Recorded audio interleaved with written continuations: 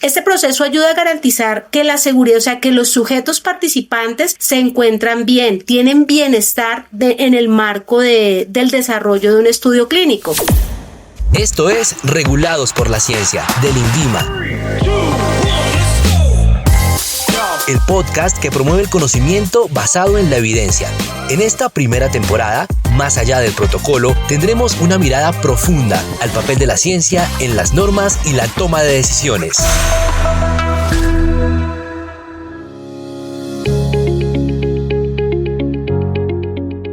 Hola, soy Ana Caona Martínez y estás escuchando el podcast del Grupo de Investigación Clínica de INVIMA, donde hablamos de investigación e innovación a través del lente de los ensayos clínicos con medicamentos, vacunas y terapias avanzadas. Ya hemos revisado qué son los estudios clínicos, qué es un placebo, cómo se protegen los datos de los participantes, hemos hablado de consentimiento y asentimiento informado, hemos hablado de los beneficios y los riesgos de la participación en estudios clínicos, de la donación de muestras para investigación futura, y en el episodio anterior hablamos de investigación en cáncer, así que si no los han escuchado, estamos en la cuenta de INVIMA, vayan, nos escuchan y en la página de Instagram, en la publicación del anuncio de los podcasts, comenten sus experiencias, dudas y sugerencias para una próxima temporada. Hoy tenemos un episodio sumamente importante y enriquecedor. Nos acompaña la doctora María Isabel Vargas Velasco, coordinadora del Grupo de Investigación Clínica del INVIMA, quien compartirá con nosotros su vasta experiencia y conocimiento sobre un tema crítico: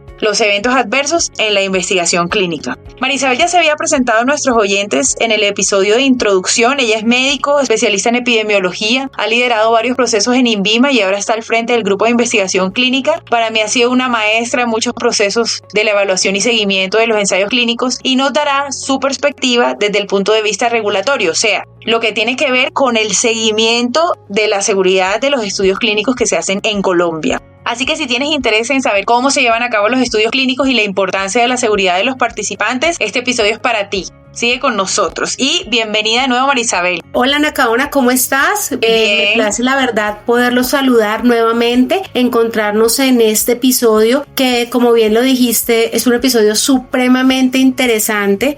El objetivo es como darles a conocer a todos un poco más de cómo se hace investigación clínica en Colombia, no dejarla solamente del lado regulatorio, centros, patrocinadores, sino también para el público en general. Gracias, Ana.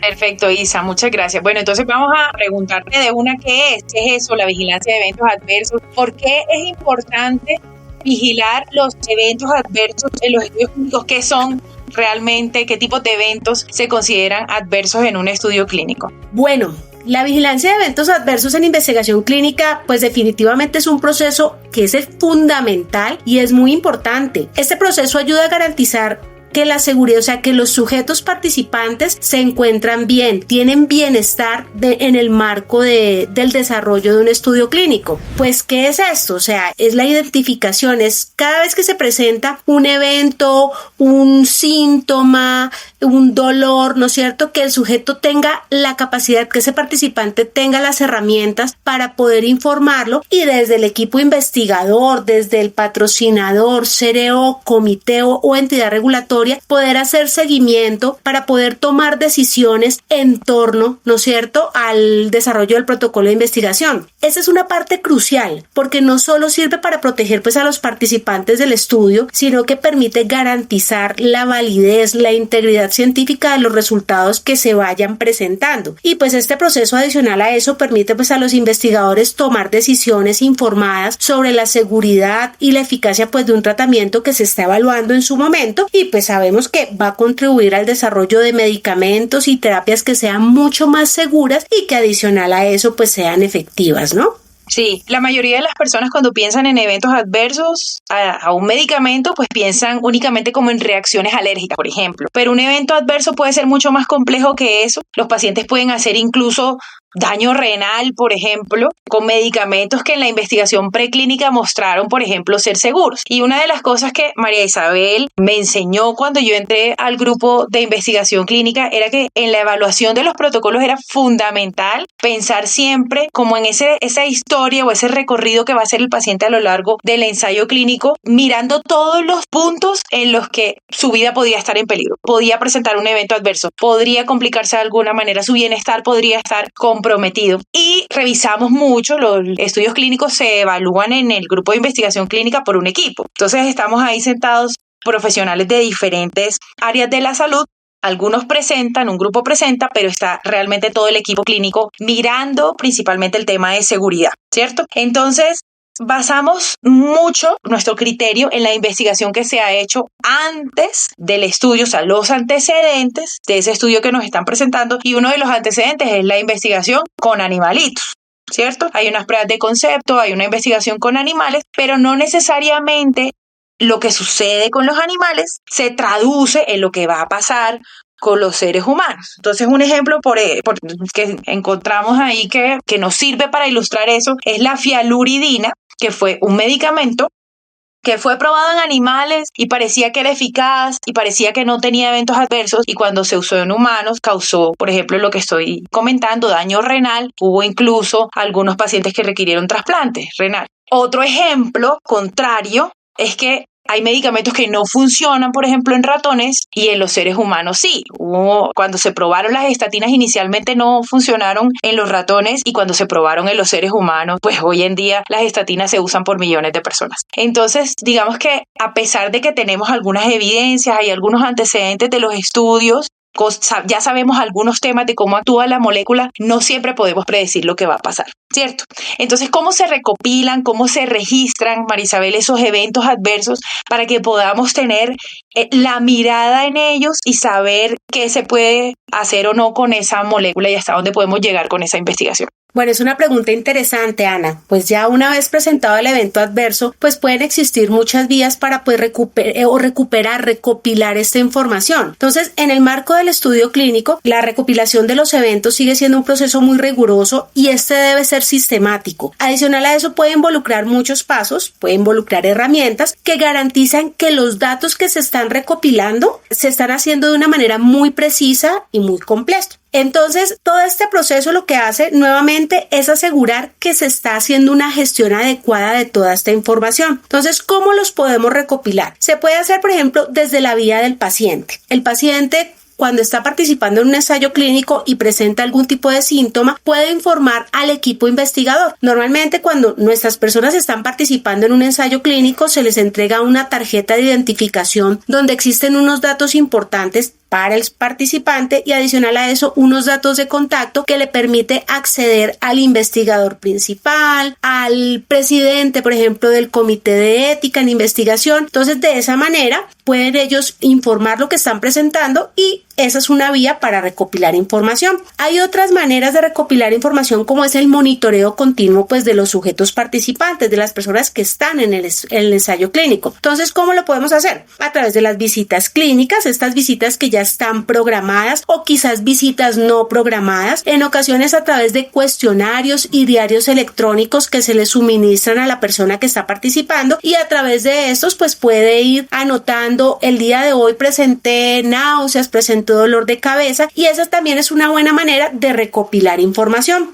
Hay otra, pues la información proactiva que la hablamos inicialmente, que es la que el paciente hace, la evaluación documental a través de la historia clínica, ¿no es cierto? Entonces, cuando llega la persona a la cita con el médico tratante, con el investigador principal, y quizás de pronto la persona no lo interpreta como un evento adverso, pero el investigador, por su experiencia, por el conocimiento que tiene del protocolo de investigación y del manual de la molécula que se está investigando, tiene como la capacidad de identificar eso que el sujeto quizás no lo vio inicialmente. Entonces también puede ser una manera de recopilar esta información. Y pues lo que hablábamos, que también va muy asociado de los diarios electrónicos, son los sistemas electrónicos de registro, que son como sistemas específicos donde se transfiere información como a una base de datos que es centralizada, y en esta base de datos centralizada lo que hace el patrocinador es como organizar toda esta información para poder tomar decisiones en torno a esta. Y pues de ahí en adelante adelante, pues el reporte inmediato, no solamente el sujeto tiene que esperar o la persona que está participando no tiene que esperar hasta el momento de ir a la visita programada, sino que en cualquier momento y si lo considera urgente puede acudir a un servicio de urgencias y ya con esta historia clínica acudir a su visita programada o a través de una llamada telefónica y comunicar lo que se está presentando. En sí, a lo que quiero llegar es que existen muchas vías y no nos podemos limitar, no podemos esperar solamente hasta el momento de la visita para recuperar esa información, sino que por parte del sujeto participante o también de los comités de ética cuando se hacen las evaluaciones, ¿no es cierto? Cuando se hace el seguimiento al sujeto participante, pues se puede también obtener información importante. Lo que dices de entregar la información de manera oportuna o de notificar de manera inmediata los síntomas es súper importante porque es posible que las personas piensen, no, pues voy a esperar a ver si se me quita, de pronto fue por algo que comí. Hay que, hasta que no se demuestre lo contrario, todo lo que pasa mientras yo estoy en un estudio clínico, debo atribuirlo a la molécula, a las intervenciones a las que yo me estoy exponiendo, ¿cierto? Entonces yo creo que eso le tiene que quedar muy claro a los participantes, a los futuros participantes también, que todo lo que ellos nos cuentan es sumamente enriquecedor para el estudio clínico y nos ayuda a entender mucho más cómo funciona la molécula. Adicionalmente, es posible que algunas personas digan, uy, pero es que si de pronto digo que me está dando este poquito de alergia o esto que yo considero que no va a ser como muy peligroso para mí, de pronto no me dan más el medicamento, y las personas tienen mucha esperanza en las moléculas nuevas, sobre todo esos medicamentos que están siendo investigados para de pronto patologías crónicas, que tienen muy pocas alternativas en el mercado y que esos participantes están sintiendo que sí está haciendo algo por ellos, entonces de pronto no proporcionan toda la información o la información de manera completa para no arriesgarse a que se interrumpa su participación en el estudio clínico. Pero digamos que las moléculas no funcionan igual para todas las personas. Cuando yo hago modelos animales me encuentro con unas cosas, pero cuando hago esa investigación, los participantes que selecciono tanto, porque ahí me creo un listado enorme de criterios para seleccionar los pacientes para que esa población sea como muy homogénea y no me dé información incorrecta con respecto a los resultados que me encuentre, que de pronto cuando ya lo abro a público general me encuentro cosas diferentes. Entonces es importante comunicar todo. Si este síntoma para mí no está asociado al medicamento que me estoy tomando, igual tengo que comunicarlo a los investigadores porque son ellos quienes harán los análisis del caso y quienes definirán si está o no está relacionado, y toda la información sirve para afinar más el público al que debe ir dirigido esa molécula. Bueno, ¿qué se hace con esa información de los eventos adversos, María Isabel? Bueno, primero pues como hacer hincapié en lo que dijiste, es muy importante aclarar que todo lo que se presente en el marco de un estudio clínico se considera un evento adverso. Ya de ahí viene es el análisis de esa información. Esa información es muy importante porque esa información se reúne, ¿no es cierto? A ver, les explico. Toda esta información, cuando se recopila y se notifica, se hace en el marco de una norma que nosotros tenemos actualmente en el país, que es la resolución 2011-020-764 del año 2011. En esta norma lo que se hacen es como establecer unos tiempos de notificación. Entonces vamos a empezar por esa parte. Una vez nosotros establecemos unos tiempos de notificación y se clasifica la información se debe notificar al patrocinador, al comité o a la entidad regulatoria de acuerdo a como lo dice la norma. Entonces, cuando esta información se recopila, vamos a ponerlo de esta manera: se identificó un evento adverso desde el centro de investigación, una persona presentó un síntoma, un dolor, algo que hizo que tuviera que llamar al investigador principal. La obligación del investigador principal como investigador principal en el marco de la investigación es hacer junto con su equipo un análisis muy específico de ese evento presentado, mirar cómo se ocasionó, clasificarlo, qué tan grave es, si dejó o no alguna secuela, si requirió la suspensión del tratamiento o si se pudo continuar, si requirió hospitalización o no. Una vez se hace este análisis, ellos se encargan de notificarlo a los comités de ética, quienes tienen una función muy importante dentro de la investigación, que dentro de todas pues es preservar la seguridad de los sujetos participantes. Cuando esta información se analiza, entonces entonces se deben tomar decisiones en torno al tratamiento que está recibiendo la persona, ya sea suspenderlo de manera temporal hasta que haya una recuperación de los síntomas o quizás suspenderlo de manera permanente sin desvincularlo, sino para continuar un seguimiento y brindar esas terapias alternativas que puedan por lo menos ayudar a mantener su calidad de vida hasta tanto se tome una decisión definitiva. Cuando ya todo este paso se ha surtido, el patrocinador, quien brinda esa molécula en investigación, debe también tener conocimiento de todo lo que está sucediendo en torno a esa persona y posteriormente es el patrocinador quien debe informar a la entidad regulatoria. Esta información es crucial. ¿Por qué? Porque precisamente es lo que nos ayuda a garantizar que los sujetos, que las personas que están participando en un ensayo clínico se encuentran bien y adicional a eso, pues toda esta información es lo que permite tomar decisiones en torno a la seguridad y a la eficacia de ese producto que se está probando para una patología específica. Recordemos que nuestro foco principal en la investigación son las personas que en muchas ocasiones no tienen otras alternativas de tratamiento. Quizás esta sea la única, pero no por ese hecho simplemente podemos darle continuidad a algo que estamos evidenciando que tiene un riesgo alto. No, esta información nos ayuda a decidir, a tomar decisiones en conjunto y de manera articulada para determinar que la molécula que se está investigando es eficaz, ayuda al sujeto participante y asegurarnos que el riesgo no sobrepasa la eficacia de la molécula. O sea, significa que el riesgo no supera o no es inmenso o no va a generar más daño del que ya se esperaba inicialmente. Súper claro, María Isabel.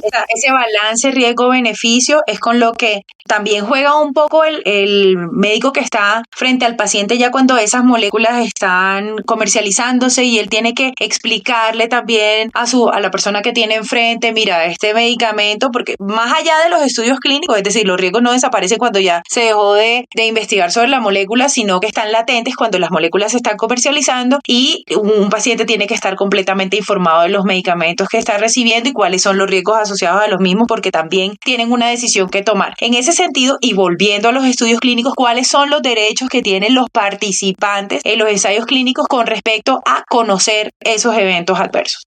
Bueno, esa es una pregunta muy interesante, ¿no? Lastimosamente, y vemos que a lo largo de los años ha habido como un manejo erróneo sobre los derechos que tienen los participantes en el marco de la investigación clínica. ¿Por qué razón? Porque creemos el pensar general es que una vez firmemos un consentimiento informado, estamos librando de responsabilidad a las personas que en ese momento nos están tratando, poniéndonos en el lugar de los sujetos participantes. Entonces, ¿a qué derechos tenemos como sujetos participantes? Pues obviamente tenemos derecho a que nos brinden información clara. Y esto va para todos, como pacientes, por fuera o dentro del marco de la investigación. Es a que nos brinden esa información clara, a que la información sea brindada en un momento oportuno. Tenemos derecho, o los sujetos, las participantes tienen derecho dentro del marco de la investigación, digámoslo de esta manera, a que se preserven nuestros datos y que los datos sean manejados de una manera correcta, siempre protegiendo estos datos que son tan privados como son el nombre, el número de documento, que es lo que llamamos datos sensibles. Tenemos derecho a una indemnización cuando se hace un análisis del evento adverso y se determina que el daño fue ocasionado o que está relacionado con la molécula en investigación. O sea, hay un derecho a una indemnización o pago, ¿no es cierto?, cubrimiento de todos los eventos que se produzcan por el tratamiento. Asimismo, a tener toda esa información, digámoslo de esta manera, cuando hay nueva información en torno a la molécula, al medicamento que está en investigación, es deber del equipo investigador informar de manera continua. ¿Qué mecanismos tienen? Las visitas, las llamadas de seguimiento telefónico, las actualizaciones en los consentimientos informados, que le permita conocer a esa persona que está participando cada uno de los eventos que se pueden llegar a presentar cuando se recibe el tratamiento, cuál es su frecuencia, cuáles son las probabilidades de que éste se presente y qué tratamientos podría recibir en caso de que estos eventos se presenten. Creo que eso es eso abarca como lo más grande en torno, pues, cuando hablamos a los derechos de los participantes en la investigación clínica. Súper claro. Y bueno, no hay moléculas o no hay intervenciones, medicamentos, tratamientos que sean completamente inocuos. la mayoría, por no decir que casi todos los medicamentos que están en el mercado y que se utilizan hoy para tratar tantas enfermedades tienen eventos adversos asociados. Pero es ese balance, ¿cierto? Es conseguir tratar o paliar con algunos síntomas o con enfermedades versus algunos eventos adversos que no se van a presentar en toda la población porque dependen también de muchas características de la persona que los recibe. Igual, la ciencia tiene que seguir avanzando. La idea es lograr moléculas que sean cada vez más específicas, más seguras, más eficaces, pero pues ese es un desafío de todos los investigadores. Quisiéramos lograr moléculas que estuvieran diseñadas para una persona en específico y que no le produjeran ningún evento adverso, y pues es el camino que estamos recorriendo, pero habrá muchos desafíos. Desde el punto de vista de la vigilancia de los eventos adversos, ¿cuáles son esos desafíos que siguen enfrentando hoy en día? Esa es una pregunta muy interesante. Es muy interesante porque estamos en continuo cambio, ¿no es cierto? Y el mundo hace que nosotros sí o sí tengamos que adaptarnos, ¿no es cierto? Para poder crecer como país en el marco de la investigación clínica. ¿Qué desafíos tenemos? Creo que dentro de los desafíos en la vigilancia de eventos adversos, pues el primero es garantizar, ¿no es cierto?, la seguridad de los participantes, primero que todo, y la validez de los resultados de los estudios que estos se arrojan. Dentro de los desafíos está mejorar de pronto o estandarizar la manera como se están haciendo los reportes. A esto de pronto nos referimos que los reportes quizás todos entren por la misma vía o entren por el mismo canal para que de esa manera podamos hacer un análisis mucho más ágil en un menor tiempo para tomar decisiones que favorezcan a las personas que están participando en los protocolos de investigación. Otro desafío importante yo creo que está enfocado en la articulación de los diferentes actores del ecosistema, como son los comités de ética, los equipos investigadores, las CRO, los patrocinadores y la entidad regulatoria como tal. Una vez nos articulemos, hablemos el mismo idioma, yo creo que el reporte de eventos adversos va a ser mucho más ágil. ¿Cuál es otro desafío? Yo creería que el poder empezar a crear documentos, el poder empezar a crear literatura que permita diferenciar o que permita caracterizar la población de nuestro país. ¿Por qué razón? Porque tenemos estudios en los que vemos poblaciones japonesas, orientales, indias, pero no tenemos estudios que nos permitan caracterizar la población colombiana, que es tan rica cuando hablamos a nivel cultural. Entonces tenemos que empezar a vencer todos estos como esos paradigmas, todas estas limitaciones y empezar a crecer. Pero el primer desafío yo creo que es mejorar en este caso nuestra plataforma digital, nuestra sistematización, para que de esa manera evitemos quizás por un lado la duplicación de reportes y podamos empezar a hacer un análisis mucho más juicioso para tomar decisiones en torno a las moléculas de investigación. Bueno, a todos muchas gracias por escucharnos, muchas gracias a la doctora María Isabel Vargas por darnos su perspectiva en el tema y espero que sigan escuchando los siguientes episodios del podcast. Hasta la próxima. Te esperamos en Regulados por la Ciencia, porque detrás de cada norma hay evidencia, ética y ciencia.